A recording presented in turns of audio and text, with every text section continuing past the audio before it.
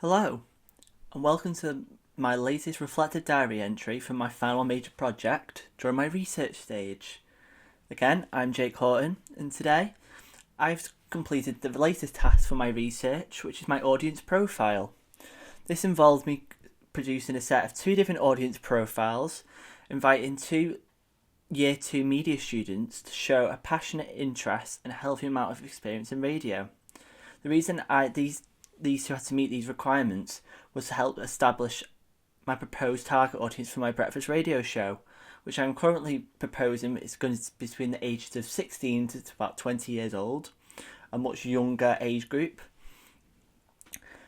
Before I could conduct these audience profiles, I had to create a list of questions that I had to ask them. These questions involved some stuff to do with the individual's lifestyle, background, hobbies and interests, asking them their age, their financial background, their household situation, their occupation history, their marital status and relationship status, their hobbies and backgrounds, and their interest in radio as an industry. Coming up with these different questions required research prior. As prior to this, I had no knowledge of what an audience profile was, the purpose of it, and how to create one.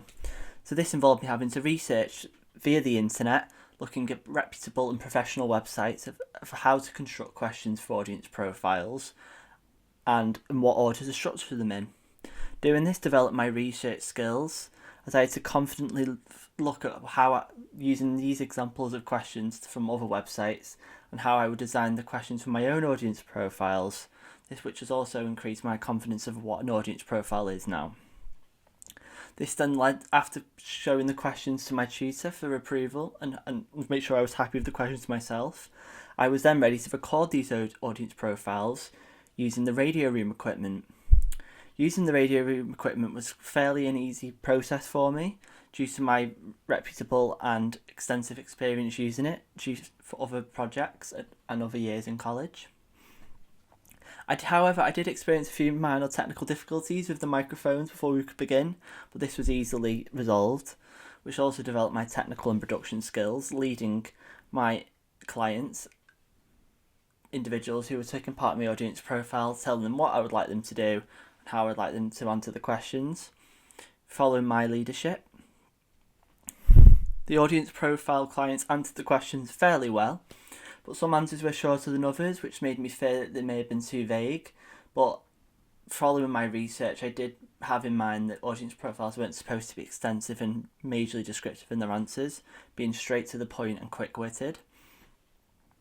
These audience profiles were, however, very incredibly useful in my research, really helping me determine if my radio show was aiming its content and style at the right type of people, which is younger people in my case, which I am now confident that this is the correct target audience that I've established from doing this task.